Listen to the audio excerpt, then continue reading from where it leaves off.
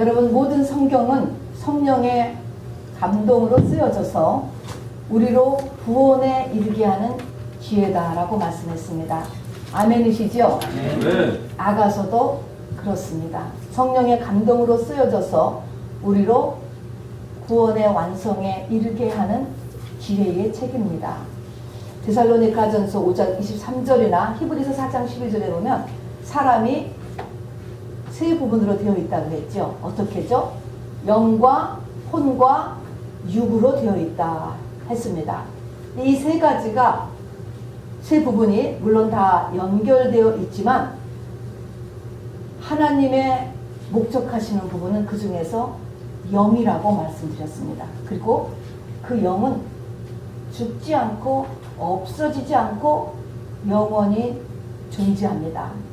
우리는 지금 혼으로 나를 느끼지만 사실은 더 혼 속에 있는 깊이 있는 영이 납니다. 이 영을 우리가 육체에 있을 때는 그냥 속사람이라고 이렇게 부릅니다. 사람과 짐승의 다른 점이 무엇이지요? 창세기 2장에 보니까 전부 다 흙으로 만들었어요. 짐승도 흙, 사람도 흙. 그런데 사람이라고 하는 존재만 거기다가 하나님께서 코에 영을 불어넣어 주셨습니다. 사람은 짐승과 다른 점이 영이 있다라고 하는 것입니다. 근데 이 영은 오감을 넘어서는 거기 때문에 이 영을 설명하기 위해서 하나님께서 이 오감의 세계를 이렇게 모형으로 우리에게 설명을 해주십니다.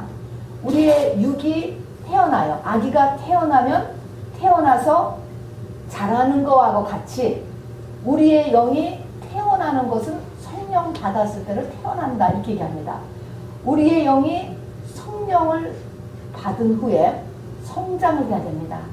여기까지 이해하시죠? 자, 그러면은 우리 겉사람 육체도 이제 1살, 2살, 3살 제일 커가요. 그러면서 육체가 성장을 하면서 남자, 여자를 의식하고 그리고 끌려서 결혼에 이르듯이 내 속사람 영도 성장하여서 결혼에 이르는 데까지 성장하는 하나님께서 원하십니다. 그리고 그 결혼에 이르는 그때에 필요한, 그때까지 그 성장에 필요한 그 책이 아가서입니다, 여러분. 그래서 이거는 신부 준비 교실이 되고, 아가서는 신부 단장을 하는 매뉴얼이 됩니다. 여러분 전부 다 눈을요, 저를 봐주시기 바라고요. 저를 안 보면 금방 딴 생각이 금방 들어가요. 생각과 마음에.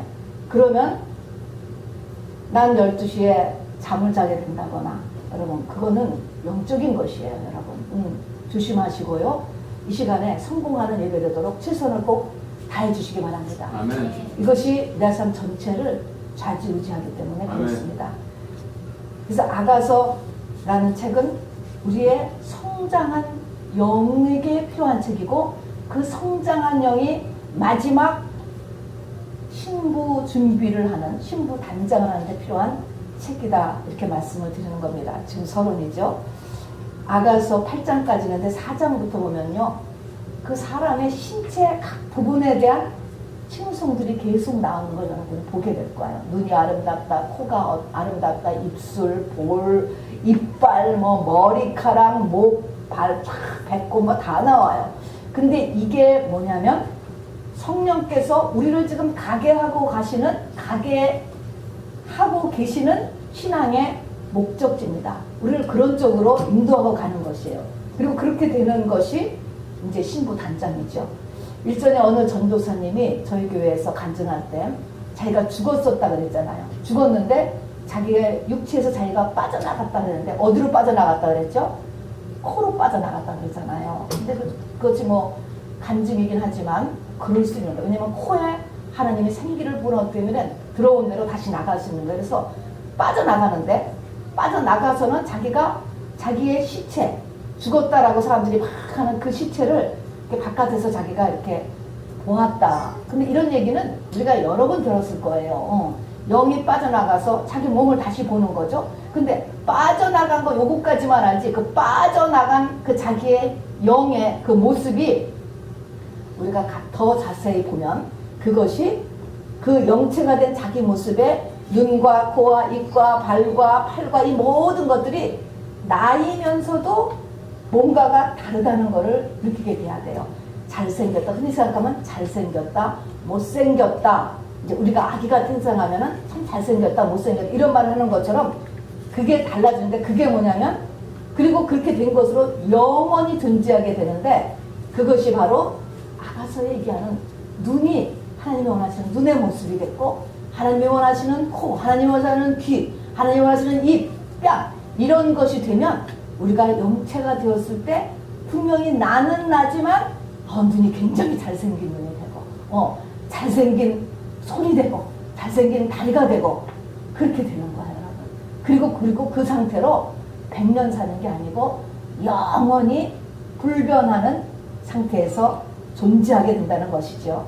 예를 들어서 눈은 비둘기 눈 같다라고 칭찬하는 비둘기는 그럼 도대체 비둘기 눈 같다는 게 뭔가? 이것이 비둘기는 초점을 하나밖에 못 맞추는 새라 그랬습니다. 우리는 여러 가지를 보는데 하나밖에 초점이 안 맞춰져요. 그게 무슨 의미죠? 항상 예수님만 의식하고 사는 거예요. 예수님은 어떻게 생각하실까? 예수님이 기뻐하실까? 이것만 생각하면서 사는 사람, 이것이 된 사람은 영의 눈이 아름다워져요, 여러분. 나중에 영의 눈이 내가 분명히 나는 난데도 눈이 굉장히 아름다운 눈으로 영체에서 이렇게 변화되는 것입니다. 우리 지난 금요일날 목 배웠잖아요. 목은 다윗의 일천방패를 둔 망대 같아야 된다라고 이야기했습니다. 그래서 목은 위에 있는 생각과 마음에 들어오는 것들을 잘 정리한 사람, 이렇게 된 사람은 나중에 목이 아주 아름답고 건강하고 한 모습으로 우리가 영체로 이렇게 태어나지게 됩니다. 여러분들은 지금 모습보다 영체가 되었을 때 훨씬 더 아름다워질 것으로 저는 봅니다. 아멘이죠? 그렇게 될 것입니다. 자, 그래서 이 아가서라고 하는 책은 솔로몬과 술람미라고 하는 한 남자와 한 여자의 아가, 러브송, 아가라는 거가는 사랑의 시로 되어 있지만 사실 이것은 예수의 영과 성숙한 성도의 영과의 교제 이야기입니다, 여러분. 저와 여러분이 다 도달해야 되는 고지예요. 예수를 믿고 교회를 다니기 시작했으면 여기까지 가야 됩니다. 연애, 남자 여자 사이에 연애가 등장하는 이유는 사람이 가지는 감정 중에 가장 좋은 감정이 연애 감정이에요. 인정할 것입니다. 또 여기 보면은 남자 여자가 만나서 결혼하는 게 나오잖아요. 남편이 나오잖아요. 남편이라고 하는 존재는 구약의 배경에서 모든 것의 공급자요, 보호자요, 모든 기쁨의 근원을 남편이라고 고대에서 보기 때문에 바로 여기서 이제 남편이 이렇게 등장하게 되는 것이죠. 자, 우리 지난 금요일날을 했지만 말입니다. 여러분의 육의 자녀들이 나서 이제 쭉 키워가지고 이성을 느끼고 찾을 때, 그럴 때가 되면 여러분이 데이트를 허락하는 것을 어떻게 되면 데이트를 해도 돼 라고 허락할 것 같으세요? 이제 보통 이렇게 허락하잖아요. 이제 초등학교 1학년 된 애가 그거 여자 쫓아다니면은 그거는 안 되잖아요. 부위가 그렇다면. 여자도 마찬가지. 그런 것처럼 육에서도 이 정도에서는 이제 데이트를 해도 된다라고 하는 허락하는 단계가 있어요. 영에서도 그렇다는 거예요. 그게 세 가지였습니다. 아가서를 들어가는 세 가지 조건은 첫 번째가 자존심이 깨어져 있어야 되고, 두 번째는 자존심이 뭐라고 했어요? 입맞춤이라고 그랬죠. 두 번째는 예수님이 어떻게 우리에게 오신다고요? 피냄새를 맡고 오시는 거예요. 십자가의 냄새를 맡고 오셔요. 그래서 내가 십자가의 십자가의 길에 서 있어야 돼요. 그래서 번영신학이나 기복신학은 빨리 옮겨가야 됩니다. 그 다음에는 전도서가 끝나야 된다 그랬어요. 그리스도 안에서의 허물을, 해아래 모든 것의 허물을 뼈저리게 느끼는 상태가 돼야 된다. 이 세 가지가 돼야 영적인 교제가, 주님과의 성숙한 교제가 시작될 수가 있습니다. 자, 그럼 성숙한 교제가 시작됐으면 도대체 남자가 되는 술람미, 예수님에 대한 소개가 맨 처음에 나옵니다. 여러분, 예수님이 어떤 존재일까? 여기 보니까요. 2장 1절에 보면 샤론에 수선하여 골짜기에 백합하여 숲풀 속에 사과나무다. 이렇게 나와 있어요. 세 가지. 자, 저를 따라서 해보시기 바랍니다. 여러분, 여러분의 영혼의 신랑에 대해서 궁금하지 않으세요? 저는 지금 중매쟁이로 지금 얘기하는 거예요. 여러분, 신랑을 소개하는데 여러분 귀가 번쩍 뜨여야지. 관심이 없으세요?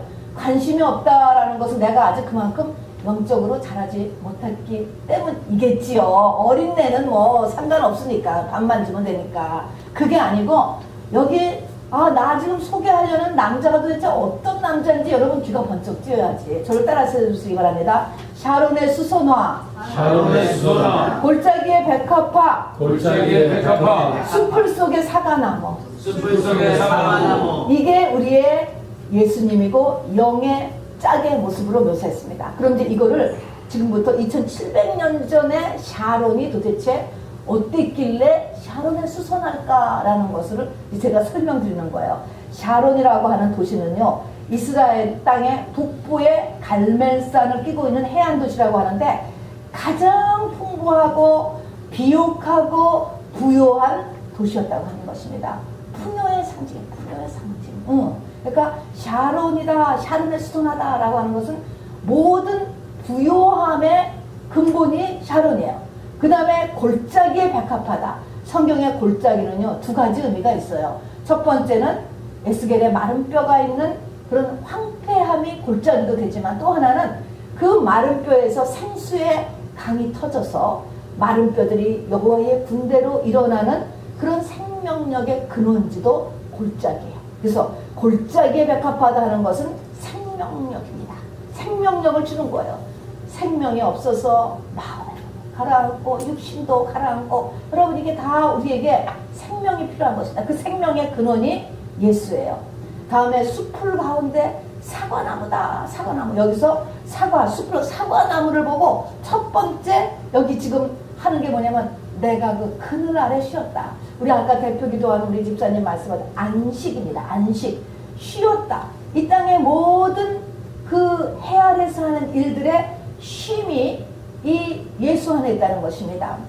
해라는 것은 예수님도 해지만 나쁜 은혜에서는 세상의 모든 권세가 해예요. 바로를 해로 이렇게 묘사하잖아요.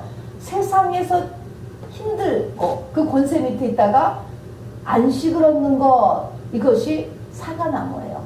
또 거기에다가 이 사과나무를 먹었더니 너무나 입에 달았다라고 하는 것이 만족이잖아요. 어쨌든 육에 만족하고 혼에 만족하고 이런 것입니다. 특별히 수선하다, 백합하다, 그런 의미는 이게 흰색 꽃이 전부 다 흰색 꽃을 얘기하는 것입니다. 흰색의 의미는 죄가 없다라는 거예요. 죄 없는 존재를 얘기하는 것입니다. 사과나무, 숲풀 가운데 있는 사과나무. 이거 사실은 엄밀은 사과나무라기보다는 어떤 특정한 나무인데, 이 나무는 에덴 동산에 있는 생명과라는 나무가 실제 없잖아요. 그러니까 사과나무로 이렇게 묘사를 했습니다. 그래서 이렇게 이 만족함을 주는 것입니다. 다시 말하면 예수님은 어떤 분이에요? 세 가지 얘기하면 모든 부요함의 근원이시오, 모든 생명력의 근원이시오, 모든 영혼육의 만족을 주시는 분이 바로 예수님이시라는 것입니다. 여러분 귀가 번쩍 뛰어야죠. 자, 그런데 이런 분이고 이제 하나님께서 우리를 어떻게 인도해 가시는가, 이제 꽤 장성한 저와 여러분을 어떻게 인도해 가시는가라는 것이 그 큰 세 원리가 아가서 2장에 들어있습니다. 그걸 2장을 오늘 말씀하는 것입니다. 그래서 맨 처음을 우리를 인도하는 것은 하나님께서 그가 내게 입맞추기를 원하니 1장이 시작하잖아요. 그라는 건 왕이에요. 하나님이세요. 예수님께서 우리를 인도해 가요. 우리를 인도해 가는데 어떻게 인도해 가냐면 입맞추기를 원하는 쪽으로 인도해 간다는 것입니다. 성령이 하시는 첫 번째는 뭐냐면 내 자존심 깨는 쪽으로 성도를 인도해 간다는 것입니다. 자, 이거는 지금 이미 믿는 자라고 그랬습니다. 초신자를 이제 벗어난 상태예요. 웬만큼 큰 사람들은 어디로 인도해 가요? 자존심 깨는 대로 인도해 간다는 것입니다. 이게 지금 신부 결혼하려면은 이제 입맞춤 부들이 시작되는 거예요. 그러니까 자존심을 깨도록 인도해. 자, 그런 다음에 입맞춤한 다음에 1장 4절 보면 여러분 어디로 인도한다는 게 있습니다. 어디로 인도하는지 아세요? 1장 4절에 보면 왕이 나를 침궁으로 인도한다. 인도.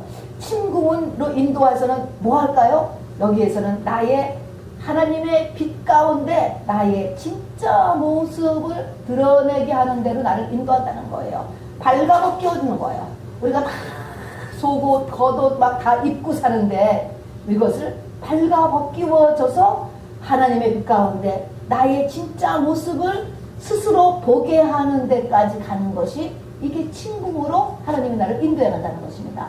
성령이 나의 환경과 내면을 통하여서 나를 자존심을 깨도록 하고 그 다음에는 내 진짜 모습을 보는 대로 이끌어가고 그 다음에 세 번째는 2장 4절에 또 어디를 인도해? 여기까지 되면 어디로 인도하는지 아세요? 세 번째 인도 2장 4절 어디로 인도하고 있습니까? 그가 나를 인도하여 잔치집으로 간다는 거야. 잔치집.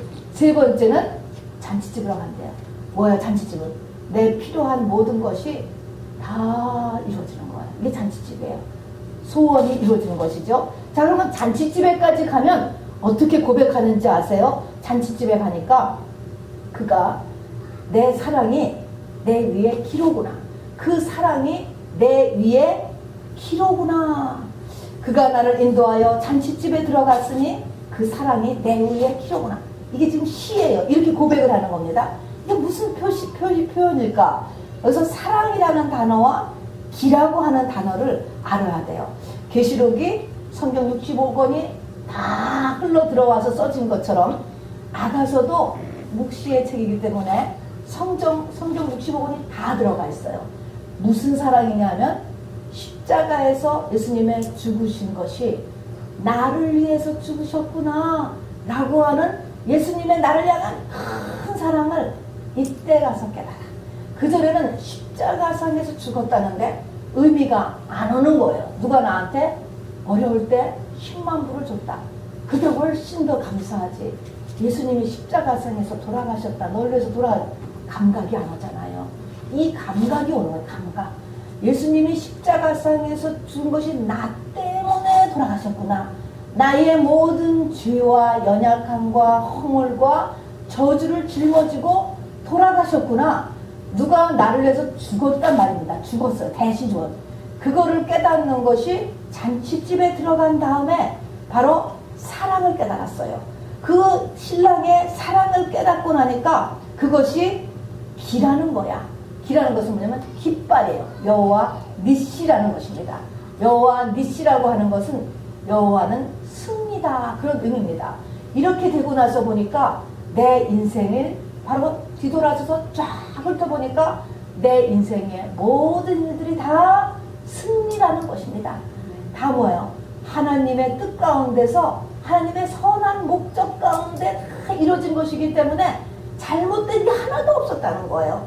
다 내 영혼에 유익함이 있었던 것이라는 것이죠. 자, 그래서 나는 내가 낙심하고 누구를 원망하고 좌절하고 한탄하고 했던 그것이 아니고 다 승리, 다 선이었구나 라는 것을 깨닫는 경지까지 가는 거예요. 여러분, 이 경지까지 가기를 원치 않으십니까? 이런 경지까지를 우리의 생애에 지식이 아니고요, 가야 돼요. 저는 지금 이렇게 소개를 하는 거죠. 저와 여러분이 가야 됩니다. 자, 그런데 이런 세 단계로 우리의 신랑이 이제 신부 거의 결혼할 나이가 가까운 우리를 인도해 간다라는 원리예요. 맨 처음에 뭐예요? 자존심 깨는 대로 가고, 그 다음에 네 진짜 속이 다 드러나는 대로 가고, 그것이 드러나면 그 다음에 잔치집을 가게 되고, 잔치집을 가고 나서는 와, 주님이 날 위해서 돌아가셨다는 그것에 대한 감동에 젖고, 감동에 젖으면 내 일생 전체가 다 할렐루야 이렇게 된단 말입니다. 그런데 이렇게 되는 그 동력이 있어요. 여러분, 사람 남자가 여자를 좋아하고 여자가 남자를 좋아하는 그 좋아하는 그 끌리는 마음이 어디서 올 것 같아요, 여러분? 그거 하늘에서 오는 거예요, 여러분. 그거 또 물론 하늘에서 오지만 사단한테서도 와요. 그럴 때는 음란이라고 얘기하는. 그러나 하늘에서 옵니다. 이것이. 그래서 끌리게 되는데 이 끌리는 것으로 인하여서 지금 영적인 상태 상황에서는 어떤 증상이 일어나냐. 이 끌리는 그 마음이 이 성장한 사람에게는 무엇으로 이 사랑이 오느냐면은 2장 5절에 보면 내가 사랑함으로 병이 났다 이런 표현을 쓰는 거예요. 사랑함으로 병이 났다. 근데 세상에서 얘기하는 상사병인데 이것은 무엇이냐면은 하나님에 대해서 뭔가 더 알고 싶은 사모함이 들어지는 거예요. 내가 더 깊어지고 싶은 마음. 나는 어떻게 모세같이 살 수 없을까? 나는 다윗같이 살 수 없을까? 나는 바울같이 살 수 없을까? 도대체 성경은 왜 이렇게 모르겠지? 이런 마음이 드는 것. 이래서 시편 46편에 있는 것처럼 목마른 사슴 시냇물을 찾아 헤매이듯이, 또는 시편 119편에 있는 것처럼 내가 주의 규례를 사모함으로 마음이 상했다. 말씀을 사모하는데 말씀이 나한테 채워지지가 않는 거야. 그래서 마음이 상했다는 거예요. 우리가 말씀을 충분히 듣지 못하면 어떤 사람은 마음에 짜증이 나는 사람이 있어요. 이게 뭐예요? 상사병이 나는 거예요. 그러면 반드시 그거를 채우도록 하셔야 돼요, 여러분이. 동에서 서로 막 왔다 갔다 하든지 뭐 책을 뒤지든지 무슨 수를 쓰든서 내 마음속에 있는 이 사랑병을 만족시킴으로 인해서 크는 거예요. 자, 그러면 하나님이 우리에게 주신 예수를 사랑하는 그 동력은 뭐냐면 바로 이 말씀에 대한, 예수에 대한, 진리에 대한 사모함이 일어난다는 거예요. 마음의 사모함이. 더 알고 싶은 마음이 자꾸 일어나는 것입니다. 자, 그러면 이거 굉장히 좋은 거예요, 여러분. 막 말씀이 안 채워져서 여기 가고 저기 가고 굉장히 사실은 좋은 거야, 그것이. 굉장히 좋은 것입니다. 자, 그런데 이렇게 되면 하나님께서 또 무엇을 주시느냐? 사모함 플러스 하나님이 그 사람에게 주시는 것이 뭐냐면 바로 깊은 잠을 주신다는 것입니다. 잠을 줘요. 깊은 잠. 여기에 보니까 이 잠을 주는데 어떤 잠인가 보세요. 영으로는 솔로몬의 침대예요. 솔로몬이 왼손으로 머리에 베개하고 오른손으로 나를 안는구나. 예루살렘 여자들아, 내가 노로와 들사슴으로 너에게 부탁한다. 내 사랑이 원하기 전에는 흔들지 말고 깨우지 말지니라. 깊은 잠을 준다 그랬어요. 잠이 뭐라 그랬어, 성경에? 잠, 밤, 똑같이 죽음과도 같은 고난이에요, 여러분. 깊은 고난 속이에요.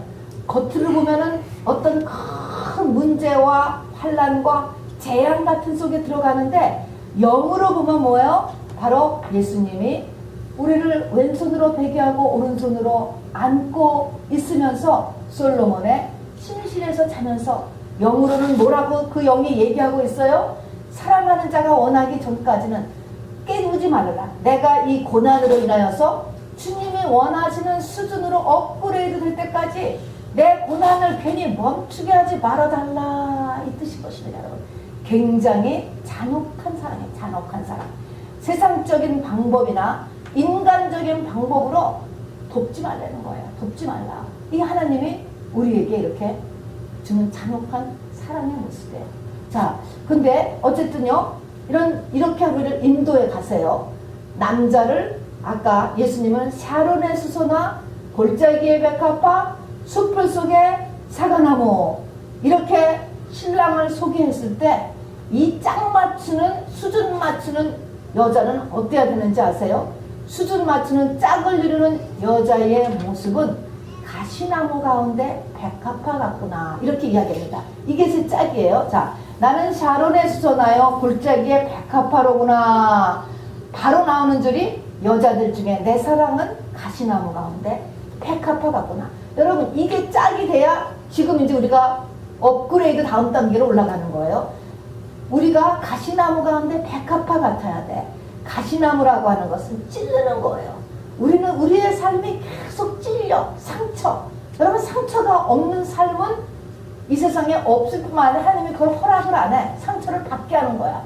끊임없이 상처를 주는 거예요. 그런데 상처를 주는데 상처를 통해서 내가 백합화가 되는 거야. 백합화라는 건 뭐예요? 흰색을 죄 없는 거라고 그랬습니다.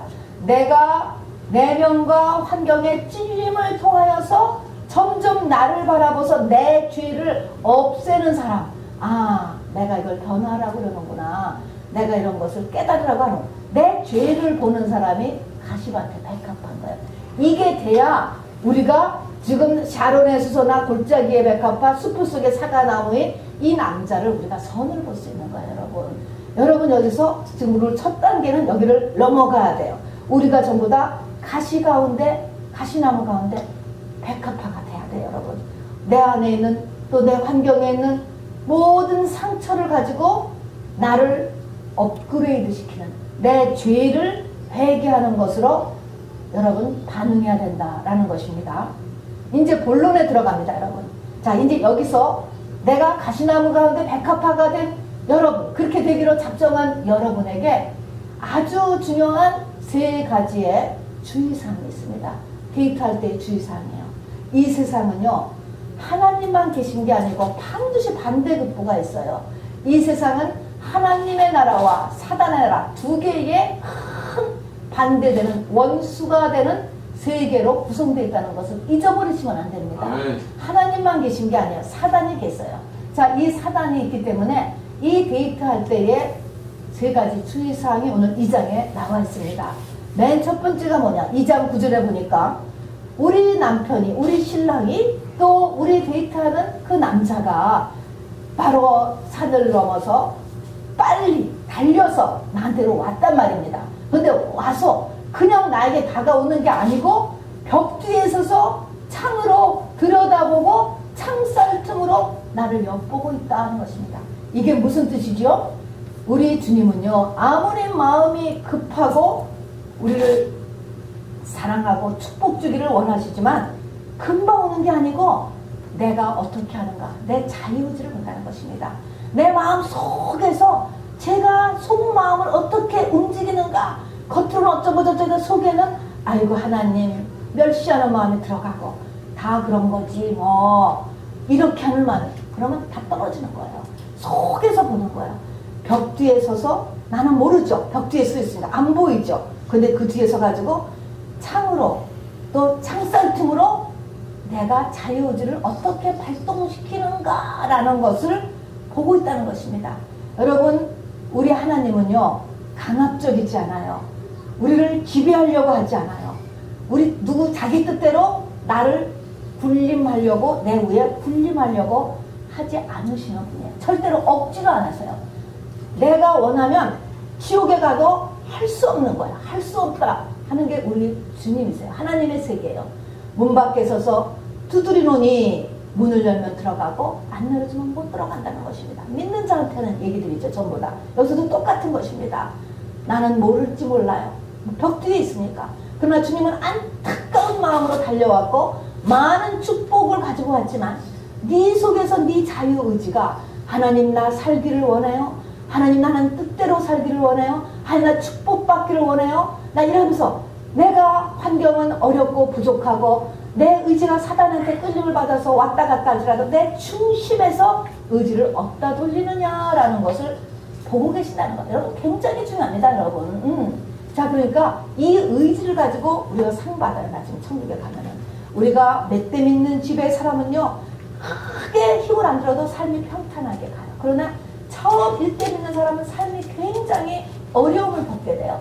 그러나 겉으로 보면 어려움과 환난이 있지만 하나님께서는 내가 그 마음의 중심의 의지가 어떻게 돌리냐, 요걸 가지고 상급을 똑같이 주시기 때문에 페어한 거야, 페어. 그것이 내가 애쓴 것만큼 세상의 열매를 금방 나오지 않아도 하나님이 똑같이 상급으로 주십니다. 그래서 자유의지를 첫 번째가 굉장히 중요하다. 우리 주님 앞에 믿음의 고지에 올라가기 위해서 그야말로 축복받기 위해서 제일 중요한 것은 여러분의 자유의지를 어떻게 굴리느냐 하는 것입니다.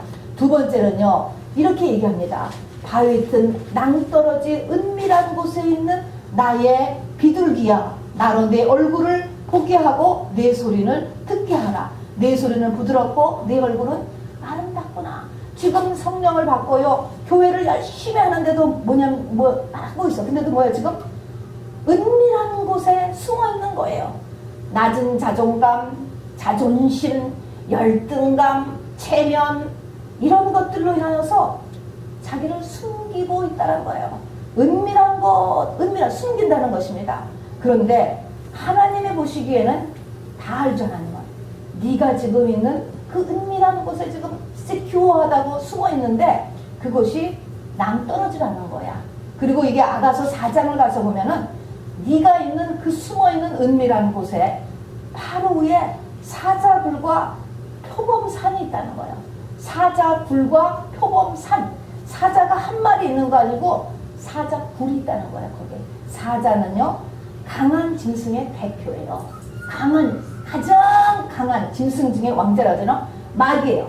마귀 굴이 네 위에 있고 표범산이 있대. 표범의 특징은 뭐예요? 한 번 물면 절대로 안 놔주는 짐승이 표범이에요. 딱 한 번 물었다 그러면 죽어야 돼. 이게 표범. 그게 바로 네 위에 있다는 거예요. 낭떠러지에 네가 지금 있다. 이렇게 이야기하는 것이죠. 근데 숨어 있잖아요. 이 숨어 있는데 낭떠러지인데 하나님 주님이 보시는 낭떠러지요 사자굴과 표범산 밑인데 바위 틈이다. 이렇게 써 있어요. 바위 틈이라고 하는 것은 무엇이냐? 이 바위 틈의 대표가 에서 족속, 에서의 후예들이 바위 틈에 살았어요. 이 바위 틈은 우리는 상상할 수가 없는 거예요. 그 지역에서 바위의 틈 사이로 이 오바다서가 에서에 대한 책인데 그 야곱의 형인 에서의 후예들은 굉장히 1800년 동안 번창을 했는데 그들의 그 헤드쿼터가 바위에 갈라진 틈으로 거의 1km를 들어가서 있었대요. 그러니까는 적군이 침입하려면 그 바위 틈으로 들어와야 돼. 길이 그것밖에 없어. 그러니까 글로 들어오면 위에서 돌을 던지든가 화살을 쏘면 100% 죽는 거야. 시큐어한 거예요. 그래서 아주 말할 수 없이 안정되게 이 에서의 후예들이 살았거든요.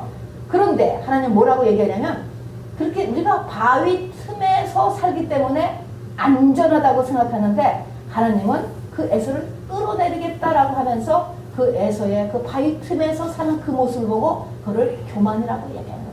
내 생각에는 됐다라는 거예요. 내 생각은 이게 안전하고 이렇게 하면 잘하는 것이다라고 생각을 하고 있는 게 바위 틈이에요. 그래서 하나님은 이것을 네가 너는 지금 잘한다라고 하고 있는 것인데 내 생각은 맞다고 자기 나름대로 머리를 돌려서 하고 있는데 바로 하나님이 끌어내리면 얼마든지 다 끌어내리고 지금 굉장히 위험한 위치에 있다라고 얘기하는 거죠. 그래서 어떻게 해요? 제발 네 얼굴 좀 보게 하고 네 소리 좀 듣자 이런 것입니다. 내 진짜 얼굴 좀 보고 싶고 내 진짜 마음 좀 듣고 싶다, 보고 싶다라고 하는 것입니다. 네 진짜 기도 좀 듣고 싶다 이런 말이에요. 우리는 죄투성이, 실수투성이 너무나 약해서 정말 창피하고 못나서 나도 숨어있는 거예요. 이렇게 얘기할 수 있는데 주님은 뭐라고 얘기하냐면 너는 아름답고 부드럽다는 거예요. 너는 나의 비둘기라는 거예요. 그러니까는 이런 것 때문에 우리는 못 나가고 있는데 하나님은 너가 그렇게 못난 게 아니고 아름답다라는 거죠. 사랑하는 내 자녀라는 것이죠. 그래서 우리가 해야 될 것이 뭐야? 두 번째 해야 될 것은 이렇게 내 생각을 돌려서 지금 얼굴도 숨기고 마음도 숨기고 목소리도 숨기고 다 숨기면서 신앙생활 하는 것이 뭐야? 이게 사단한테 속은 거예요. 지금 똑같이 이제 사단을 그랬을 때 하나님은 얼굴 좀 보고 목소리 좀 듣자는 거예요. 나의 아픔, 억울한 거, 놀란 거, 낙심, 좌절, 충격 예수님 앞에 그대로 다 보이고 그대로 다 말하고 그대로 기도하라는 것입니다. 그냥 울기만 해도 괜찮지요. 그냥 아버지만 부르고 있어도 돼요. 여러분 대표 기도는 우리가 이렇게 앞뒤가 맞게 기도를 하지만 그냥 기도는 집중만 하면 안 돼요. 나의 마음을 또 나의 진짜 얼굴을 하나님 앞에 그대로 보여주기만 하면 되는 것입니다. 그걸 안 한다는 거야. 그걸 안 해. 그게 속고 있다는 것입니다. 세 번째는 뭐냐? 15절에 포도원을 하는 작은 여우가 있다는 거. 그걸 꼭 잡아라 하는 것입니다. 이때 포도원은 뭐예요? 나 자신이에요.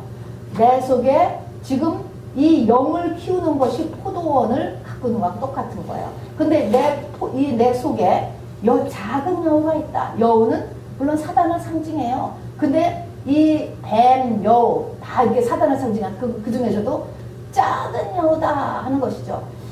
너무나 나의 옛성품 또 나에게 연약하며 반드시 다시 나를 찾아 나서는 거예요. 끌어가는 거예요. 나의 육이 끄는 힘, 혼이 끄는 힘, 또 세상이 끄는 힘이 있습니다. 어디 안 가고 지금 숨어 있다가 반드시 나에게 다시 찾아오니까 깨어 있으라고 하는 것이죠. 자, 그래서 이 사단은 반드시 다시 찾아오고 여우라 그래. 특별히 여우. 간교한 걸 상징해. 간교화. 간교하고 간교하게 나의 습관 중에서 옛 습관, 옛 성품 이런 것 중에서 고개를 들고 일어난다는 거야. 지금 꽃은 피었는데 이 꽃을 다 따먹고 포도원을 허는 작은 여우를 반드시 조심해라. 꽃이 폈다는 것은 뭡니까? 여러분, 은혜 받는 게 꽃이에요. 은혜 받아서 감동도 일어나고 헌신도 하고 표적도 나고 기사도 나고 나한테 귀신도 쫓겨나고 막 변화도 막 일으키는 게 꽃이에요. 그런데 성경은 꽃이 다가 아니에요. 꽃이 져야 돼요. 꽃이 지고 한참 지나고 나서 열매가 열리는 거예요.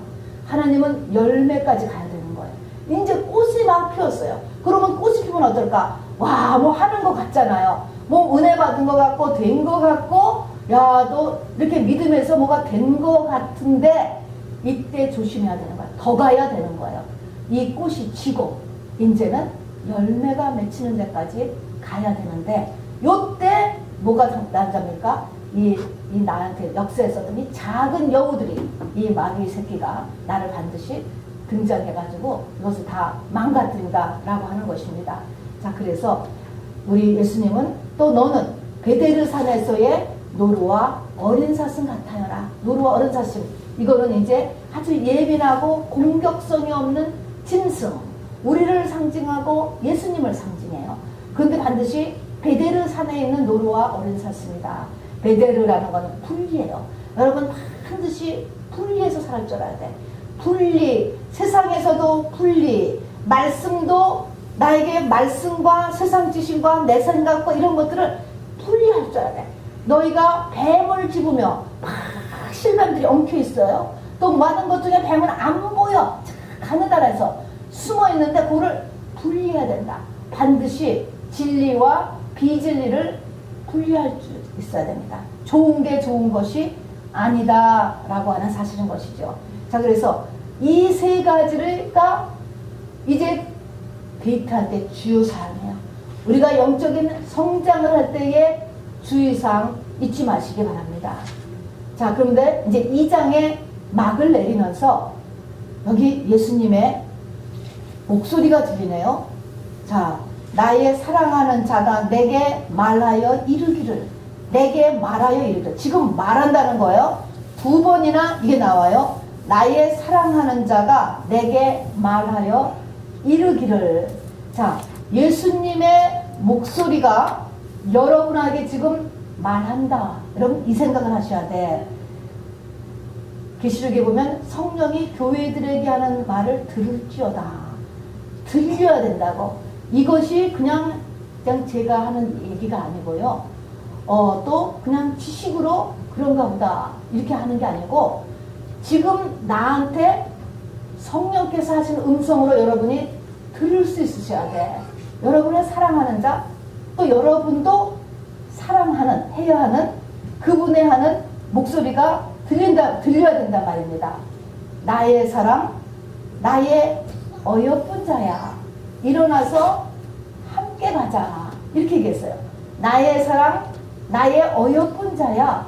일어나서 함께 가자.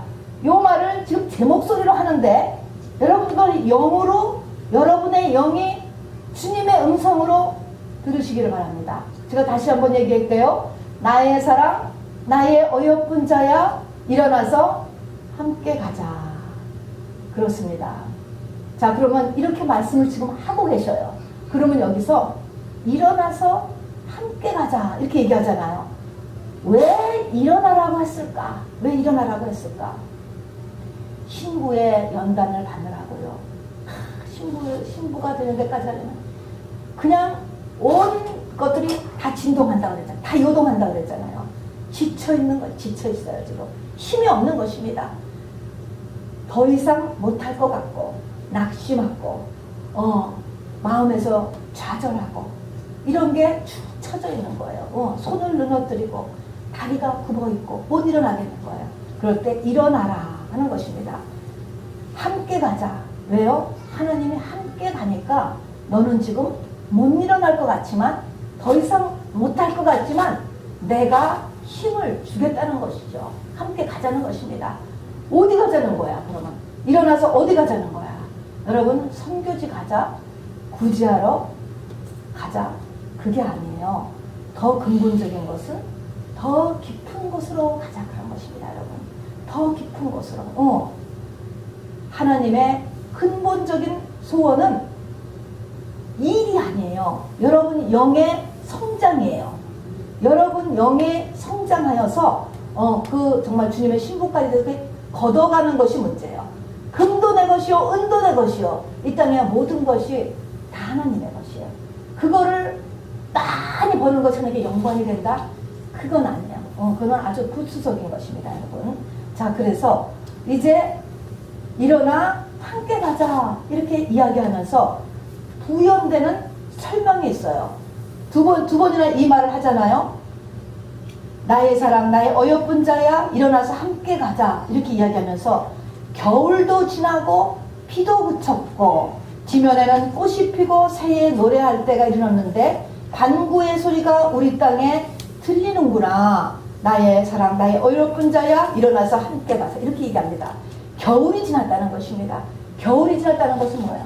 겨울은 봄, 여름, 가을, 겨울 중에서 추위 때문에 꼼짝 못하는 힘든 계절입니다. 어둠의 계절이에요. 이게 무슨 말입니까? 겨울이 지나갔다. 사망 권세, 이 땅의 권세가 예수님의 죽음으로 인해서 다 끝났다는 것입니다. 지금은 뭐예요? 부활의 시대예요, 여러분. 영에서는 지금 두 세대가 같이 있어요. 이 부활의 영의 세대가 있고 부활의 시대가 아니면 그냥 사단의 세대가 두 가지가 같이 가고 있습니다, 여러분. 그런데 이런 새 영적인 새 시대에 도달했다는 것이죠.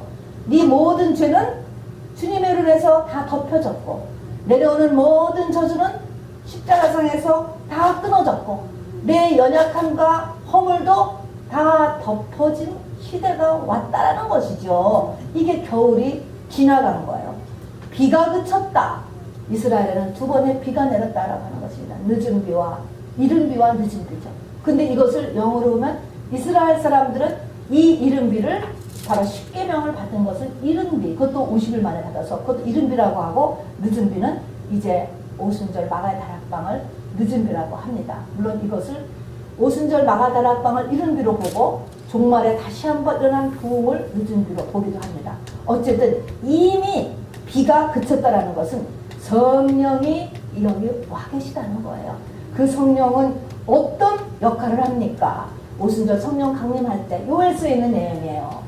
그 시대는 뭐야? 남자나 여자나 종이나 자유자나 늙은이나 젊은이나 흑인이나 백인이나 모든 민족과 열방 가운데 성령을 부어주는 시대에 있다라는 것입니다, 여러분.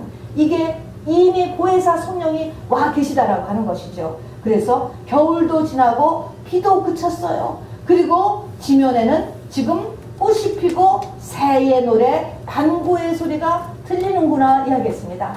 새, 반구, 비둘기예요. 이런 것의 특징은 뭡니까? 새의 특징은 뭐냐면 계절에 대해서 가장 민감하게 액션을 하는 게 새래요. 그래서 새는 겨울이 올까봐 얼른 겨울 오기 전에 남쪽으로 도망가고 또 봄이 오면 얼른 나타나고 하는 게 새들이에요. 계절에 민감하다라고 계절에 이제 민감하는 것이죠. 그래서 여기 또 보면은 이 계절에 민감하면서 날이 지고 해가 그림자가 진다라는 것입니다. 세월을 아끼라는 것이죠. 세월을 아끼는 것이죠. 새 계절이 이렇게 지금 왔으니까 하고 바로 우리가 지금 이제 날이 다 기울어져 간다. 바울이 얘기하는 것처럼 또 모세께서 얘기한 것처럼 시간 기수함을 알게 해서 지혜의 마음을 얻고 있는 것처럼 우리의 인생의 육체의 기회와 내 인생에 주어진 기회를 놓치지 말아라 라고 하는 말씀으로 맞게 되는 것입니다. 오늘 아가서 2장에서는 우리를 어떻게 인도해 가는가 하는 세 단계와 이 가운데서 우리가 세 가지 뭐를 주의해서 하는가라는 것을 써놓고 있습니다. 그러면서 마지막으로 2번씩이나 우리에게 나의 사랑하는 자야 하면서 이렇게 말하는 것이 나와요. 초청하는 거예요. 나의 사랑, 나의 어여쁜 자야. 일어나서 함께 가자. 더 깊은 곳으로 세월 아껴서 더 이상 시간 낭비하지 말고 함께 가자 이야기하는 것입니다.